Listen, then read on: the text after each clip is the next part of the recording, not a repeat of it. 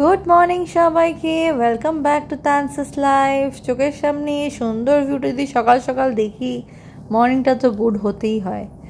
ওয়েদারটা এখন আস্তে আস্তে ঠান্ডা থেকে গরমের দিকে যাচ্ছে, জাস্ট ঈদটা কাটবে করছে। তারপরেই আমরা চলে এসেছিলাম, অনেক দিন পর এসেছি ঘুবেবাতে, ওল্ড দুবাই। তো আল ঘুবেবা পৌঁছানোর জন্য তোমাদেরকে মেট্রো স্টেশন ধরে, আল ঘুবেবা মেট্রো স্টেশন হচ্ছে গ্রিন লাইন, স্টেশন নাম্বার হচ্ছে 24। আমার অফিস যেহেতু বুর্জুমানে, তো বুর্জুমান থেকে জাস্ট দুটো মেট্রো স্টেশন পরেই এই আল ঘুবেবাটা।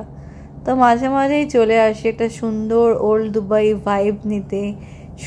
এই শীতকালটা চলে যাচ্ছে, তারপরে আর তো বেশিক্ষণ বাইরে থাকাই যাবে না। তো এখানে লাস্ট এসেছিলাম, ওই ইভেন্টটা হচ্ছিল, তোমাদের মনে আছে আশা করছি। যারা দেখোনি তারা আমার ওল্ড ভিডিওতে গিয়ে দেখে নিতে পারো।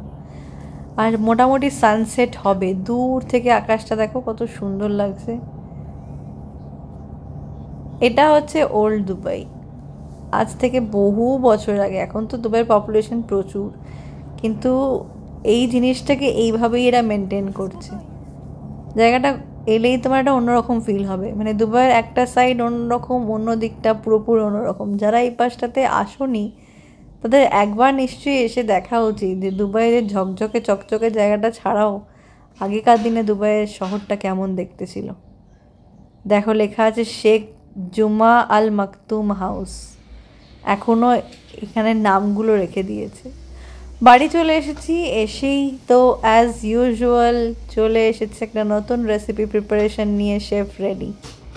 তো এখানে কি কি আছে দেখতে পাচ্ছ, চিকেন ব্রেস্ট পিস পিস করে কাটা, এটা ধনে পাতা, লেবু, একটা ডিম, কর্নফ্লাওয়ার, পেঁয়াজ কুচি, মিন্ট লিভস, কাঁচা লঙ্কা আর স্বাদ মতো নুন।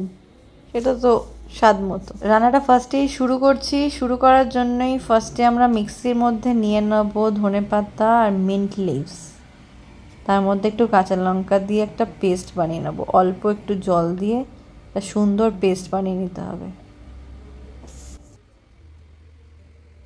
তারপরেই এই চিকেন ব্রেস্ট পিসগুলো যেগুলো চিলি চিকেনের মতো করে কাটা আছে, তার মধ্যে একটু স্বাদ মতো নুন দিয়ে দিলাম, একটু আদা রসুনের পেস্ট যেটা রাখা আছে সেটা মিক্স করছি।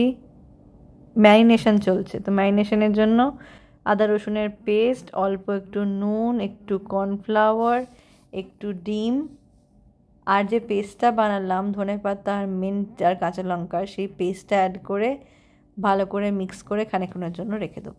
বেসিক্যালি এটা যেটা প্রিপেয়ার হচ্ছে সেটা হচ্ছে সন্ধ্যেবেলা স্ন্যাক্স। শেফ যখন আছে তখন সন্ধ্যেবেলায় কিছু না কিছু স্ন্যাক্স হবেই, সেটা তো ম্যান্ডেটরি। তাই আজকে বানানো হচ্ছে কি, কোরিয়ান্ডার ফ্রাইড চিকেন। নামটা শুনেই লোভ লেগে যাচ্ছে বলো। যতক্ষণ না হবে ততক্ষণ তো আমরা কেউ খাবো না।